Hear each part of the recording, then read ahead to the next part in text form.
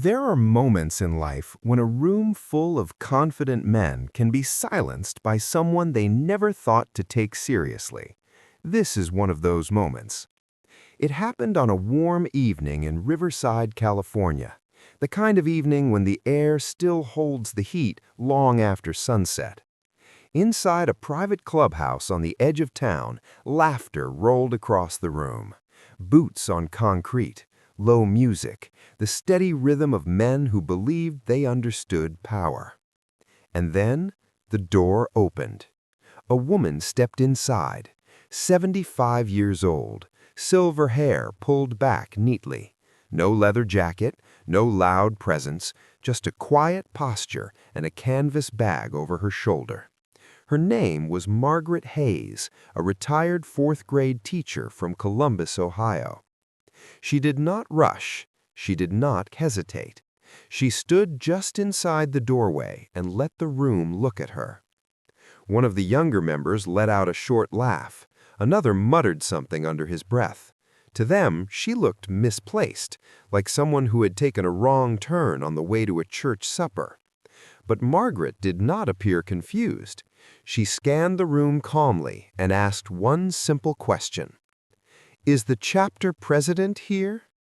The laughter grew louder. What could a 75-year-old retired school teacher possibly want in a place like this?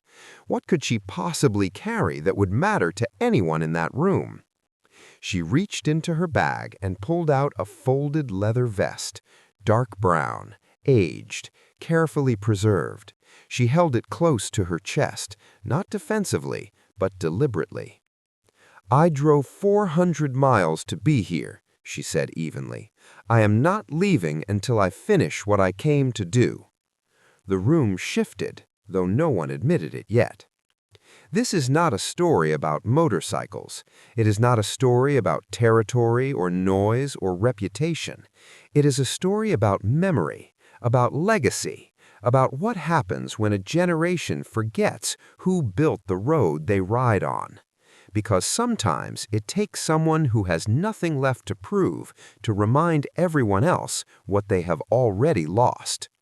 The president of that chapter was a man named Michael Carter, 48 years old, broad-shouldered, controlled.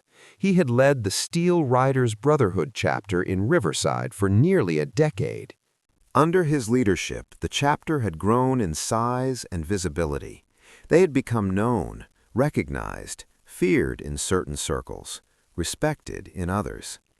Michael had been raised by his uncle, William Carter, after his father left when he was young. William had been part of an earlier era of riders, an era when clubs were smaller, quieter, more tightly bound by shared hardship than by public image. William used to tell him, "You never wear a name you do not intend to honor." Michael remembered those words. He just had not thought about them in a long time. Around him that night stood men of different ages, some in their 50s who still remembered stories from the old days, others in their 20s who had joined for the camaraderie, the structure, the sense of belonging in a country that often feels fragmented. In the United States today, more than 18 million veterans live among us. Many of them returned home carrying burdens that were not visible to the world around them. In the decades after the Vietnam War, nearly one-third of returning veterans reported long-term emotional strain. Back then, support systems were limited. Community was not optional. It was survival. Clubs like the early Steel Riders Brotherhood were born in that environment, not as headlines, not a spectacle, but as refuge. Margaret Hayes stood in that room as a living bridge to that era. Have you ever walked into a place and felt that no one expected you to belong there? Have you ever known something about a room that the room itself had forgotten?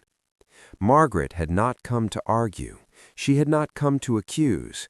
She had come to return something that was never truly hers to keep. And as the laughter slowly began to fade, one truth was about to surface. Some legacies do not disappear. They wait. To understand why Margaret Hayes stood so calmly in that riverside clubhouse, you have to go back more than 5 decades to a different America. Margaret met Daniel Hayes in the early 1970s. He had just returned home from Vietnam. He was 24 years old, lean, quiet, and older in the eyes than his age suggested. He did not talk much about what he had seen overseas. Most men from that era did not. When Daniel came home in 1971, the country he returned to was complicated. The war had divided communities. Many veterans came back to a society that did not quite know how to receive them. According to data from the United States Department of Veterans Affairs, nearly 1/3 of Vietnam-era veterans reported long-term emotional burdens in the years following their return. Support systems were limited. Counseling was not widely discussed. Strength was expected. Silence was common. Daniel tried to fit back into ordinary life. He took a job at a local auto shop. He kept his head down. He avoided crowds. Some nights he slept well. Other nights he did not sleep at all. Margaret was a young schoolteacher then, practical, optimistic, raised in a steady household in Ohio where hard work and church on Sunday were part of the rhythm of life. She believed that time would smooth the edges of whatever Daniel carried with him. But time alone was not enough. It was a motorcycle that changed everything. A friend from the repair shop invited Daniel on a weekend ride. Not a spectacle, not a show, just a handful of men riding along back roads outside Columbus. Men who had also served. Men who did not ask many questions. Men who understood silence. That group would later formalize into what became known as the Steel Riders Brotherhood. It was small in the beginning, 6 founding members, all veterans, all trying to rebuild something steady in a world that felt unsteady. They were not interested in headlines. They were not looking for attention. They were looking for structure, loyalty, consistency, a place where you did not have to explain why loud noises made you flinch or why certain dates on the calendar felt heavier than others. Margaret did not understand it at first. When Daniel told her he wanted to commit to the Brotherhood, she was afraid. Motorcycles sounded dangerous. Clubs sounded secretive. She worried that she was losing him to something she could not see. They argued, quiet arguments at the kitchen table after long workdays. Margaret would ask him why he needed it. Daniel would struggle to find the words. And then one evening, after a long ride through the countryside, Daniel came home different. Not louder, not dramatic, just lighter. His shoulders were relaxed. His smile was genuine. He sat at the kitchen table and talked, really talked, about simple things, about the road, about the wind, about the comfort of riding beside men who did not need him to pretend. Margaret realized something important that night. The Brotherhood was not taking her husband away. It was giving him back. Over time, she met the other members. Thomas Reed, one of the founding 6, steady and thoughtful. Samuel Beck, a mechanic with rough hands and a gentle way of listening. William Carter, strong, reserved, protective of the younger riders. These were not reckless men chasing chaos. They were men trying to hold on to each other in a world that had moved on faster than they had. In the decades after the war, community-based veteran groups across the United States played a crucial role in reintegration. Formal institutions were not always equipped to handle invisible burdens. Brotherhood filled gaps that policy did not. Margaret began attending gatherings. She brought food to cookouts. She listened to stories. She learned the unspoken codes. Loyalty meant showing up. Respect meant consistency. A name on your back meant responsibility, not status. Daniel grew steadier over the years.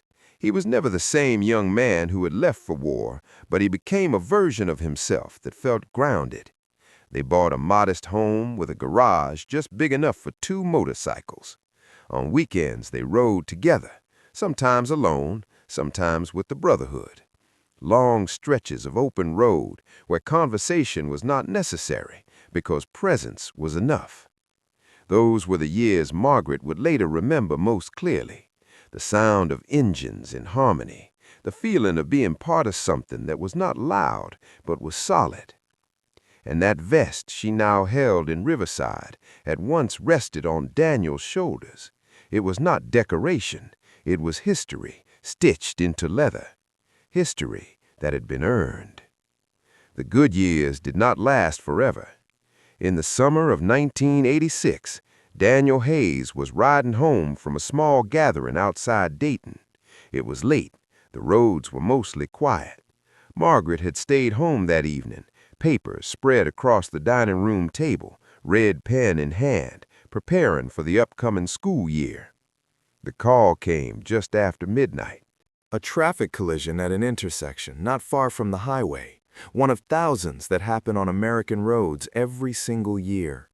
According to national transportation data, more than 40,000 people lose their lives annually in traffic incidents across the United States. It is a number we hear so often that it begins to feel abstract, until it is not. Daniel did not make it home. Margaret later said that grief does not always arrive as a storm. Sometimes it arrives as silence, a stillness that settles into the corners of a house and refuses to leave. The funeral was simple: family, a few close friends, and the Steel Riders Brotherhood. They did not arrive loudly.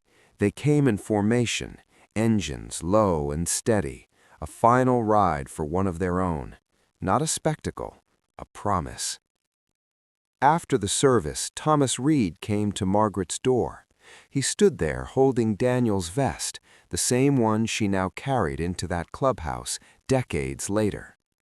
"I cannot keep this," she told him through tears. Thomas shook his head gently. "This does not end with him," he said. "He helped build something that still matters. You keep it safe. One day you will know where it belongs." Margaret wrapped the vest in cloth and placed it in a cedar chest at the foot of her bed. For 38 years it remained there.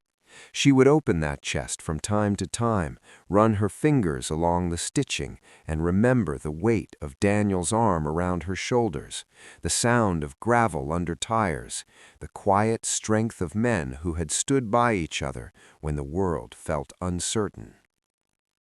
But while Margaret preserved memory, the world outside was changing. By the time Michael Carter became president of the Riverside chapter of the Steel Riders Brotherhood, the culture around riding had shifted. Clubs were larger. Social media amplified image. New members were often drawn by visibility as much as by values. Young men like Jake Miller, 26 years old, energetic and eager, wore their patches with pride. They valued brotherhood, yes, but they had not lived through the era that had shaped its foundation. They had grown up in a different America, one shaped by speed, by branding, by public perception. Michael himself had risen through the ranks during a time of expansion. He was disciplined, strategic. He understood leadership as structure and authority.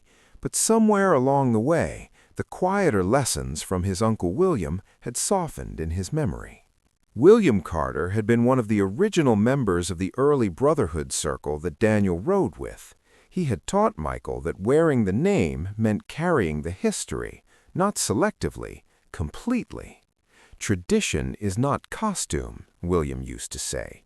It is responsibility. Yet over the years, tradition had slowly become presentation. Meetings became more formal. Public presence became more calculated. Reputation mattered. Growth mattered. Influence mattered. None of that was inherently wrong. Organizations evolve. Generations adapt. But something subtle had shifted. The question was no longer simply, who are we? It had become, how are we seen? At what point does tradition become performance instead of principle? Margaret had felt that shift from a distance. When Thomas Reed called her 3 weeks before his passing, his voice weaker but steady, he told her it was time. "The vest belongs back with the name," he said. "If they remember what it stands for, they will know what to do. If they do not, then at least we tried." So she drove 400 miles from Ohio to California, not to accuse, not to shame, but to return something sacred to the generation now wearing the name. Back in that riverside clubhouse, as the laughter faded and eyes narrowed in curiosity, no one yet understood that they were standing at a crossroads between what the Brotherhood had been and what it might become again. Some crossroads arrive quietly. This was one of them. Back in the riverside clubhouse, the room had grown noticeably quieter. Margaret Hayes stood in the center of that quiet, the old leather vest resting in her hands. She did not rush. She did not raise her voice. She simply unfolded it. The leather creased softly as it opened. The overhead lights caught the worn stitching, the hand-tooled edges, the careful repair work done decades earlier by men who believed that what they wore should last. Across the top panel were the words, "Founding Widow." Beneath that, a date stitched clearly into the leather, 1970. And below the date, 6 signatures burned carefully into the hide, not flashy, not oversized, just names. Daniel Hayes, Thomas Reed, Samuel Beck, William Carter, and 2 others whose stories had been carried quietly through the years. For a moment, no one spoke. Ryan Beck, 52 years old, stood near the back of the room. He had joined the Brotherhood in his early 20s. His father had died when Ryan was 8. The details had always been vague. His mother had closed that chapter of her life tightly, rarely speaking about it, but Ryan remembered one old photograph that had survived the years, a photo of 6 young men standing in front of a garage, arms slung over each other's shoulders. He stepped closer now, eyes narrowing at the stitching. "Samuel Beck," he said softly. Margaret nodded. "Your father helped build it." Ryan swallowed. The room felt smaller somehow. Michael Carter moved forward slowly. When he saw his uncle's name burned into that leather, something shifted in his expression. William Carter had raised him, taught him how to ride, taught him how to stand his ground, taught him that loyalty was not noise, it was action. Michael reached out, not to take the vest, but to steady himself against the edge of the bar. "That is my uncle's signature," he said quietly. "I know. He signed it the night they decided the Brotherhood would stand for something steady, something better than what the world expected of them." No one laughed now. Margaret reached into her bag once more and removed a folded envelope. The paper was worn at the edges, but carefully preserved. She handed it to Michael. "It's from Thomas Reed," she said, "written 2 weeks before he passed." Michael unfolded the letter carefully. His voice, when he began to read, was steady but lower than before. "To whoever carries the name now," the letter began, "if Margaret has brought you this vest, it means she kept her promise. This was never about one man. It was never about image. It was about building something that could hold men together when the world felt fractured." Michael paused, then continued. "Respect is earned in quiet ways. Loyalty outlives ego. If you wear this name but forget why it was created, then you are wearing only leather, not meaning." The room remained still. The letter spoke of early rides when there were only 6 bikes and a shared understanding that each man would show up for the others without question. It spoke of discipline, not display, of responsibility, not reputation, of standing beside veterans who struggled silently in an era when few understood their burdens. "If you still believe that," the letter concluded, "then this vest belongs among you. If you do not, then return it to the earth and let it rest with those who built it." Michael folded the letter slowly. For years, he had focused on growth, visibility, influence. He had measured leadership by numbers, by expansion, by recognition. None of those things were inherently wrong, but standing there, holding a piece of history that predated his authority, he felt the weight of something he had not considered deeply in a long time: responsibility to memory. Ryan stepped forward and placed his hand over his heart.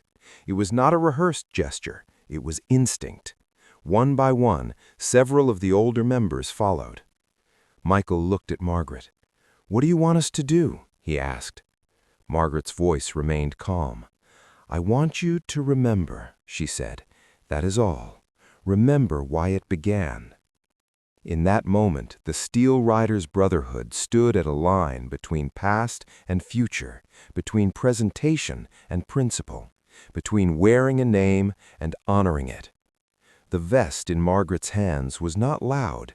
It did not demand attention, but it carried decades of quiet sacrifice. And now the men in that room had to decide whether they would carry it forward with the same integrity. No one applauded, no one made a speech. Change rarely begins with noise. Michael Carter stood still for a long moment after folding Thomas Reed's letter. Then he walked toward the far wall of the clubhouse, where a framed plaque marked the year the Riverside chapter had been established. It was polished, impressive, clean. He studied it, then carefully removed it from the wall. In its place, he asked for a glass case, not to glorify the vest, not to turn it into decoration, but to center it. When the case was mounted and the leather carefully placed inside, the room felt different, not heavier, clearer. "This stays here," Michael said quietly, "so we remember." Margaret did not ask for applause. She did not ask for recognition. She simply nodded. The vest no longer belonged in a cedar chest at the foot of her bed. It belonged where the name was worn. Over the next year, subtle changes began to unfold inside the Steel Riders Brotherhood. Not dramatic declarations, not public campaigns, just adjustments in direction. Michael reached out to local veterans support organizations. The chapter began organizing charity rides benefiting community programs for former service members. Younger members were encouraged to learn the history of the Brotherhood before receiving full membership. Stories were told at meetings, not as nostalgia, as instruction. Across the United States, millions of veterans continued to build lives after service. Many rely not only on formal institutions, but on community networks for stability and belonging. The Brotherhood began to see itself again as part of that tradition. Ryan Beck felt the shift personally. After hearing Margaret speak about his father, Samuel Beck, he began asking questions. He visited his late mother's storage boxes. He found small fragments of a life he had never fully understood. Photographs, a worn pair of riding gloves, a note scribbled in the margin of an old calendar. His father had not been chasing attention, he had been building continuity. 2 years after that night in Riverside, Ryan made a decision, not out of rebellion, not out of dissatisfaction, but out of clarity. He stepped away from formal chapter leadership and began a small riding group of his own. 5 veterans, men in their 40s and 50s, navigating careers, families, and the lingering echoes of service. He called it the Iron Covenant Riders. The name was not chosen for style, it was chosen for meaning. A covenant is a promise that binds beyond convenience. Ryan wrote to Margaret before announcing it publicly. He asked for her blessing, not permission, respect. Margaret responded with a short letter of her own. She included a small piece of leather cut from an old jacket Daniel had once worn. Along with it, she wrote, "Build something that lasts, and when you are gone, make sure someone remembers why it mattered." Ryan framed that piece of leather in his garage, not as a relic, as reminder. Margaret returned to Ohio after that night in Riverside. She resumed her quiet life. Though retired from full-time teaching, she volunteered twice a week at a local literacy program. Every summer, on the anniversary of Daniel's passing, she took his old motorcycle out for a slow ride along the countryside roads they once traveled together. She rode not for display, but for continuity. 3 months after the vest was mounted in Riverside, she received a package in the mail. Inside was a photograph. Hundreds of riders lined along a highway outside Riverside, engines silent, helmets in hand. At the front stood Michael Carter and Ryan Beck side by side, holding a simple banner. It read, "In memory of those who built the road." On the back of the photo, Michael had written, "Thank you for reminding us who we said we would be." Margaret placed the photograph on her mantel beside a picture of Daniel in his younger years. She did not cry. She smiled, because the promise had been kept, and now perhaps renewed. So let me ask you something. How many of us are still carrying the name of something we have quietly stopped honoring? How many of us speak of loyalty but treat it as flexible when convenient? If someone walked into your life carrying a memory you had forgotten, would you dismiss them or would you listen? Legacy is not inherited by default. It is earned daily, in choices, in restraint, in integrity when no one is watching. The most fragile thing we can lose is not reputation. It is our sense of who we are supposed to be. Sometimes it takes a quiet voice, a long drive, and a piece of worn leather to remind us. And when that reminder comes, the question is simple: will we remember?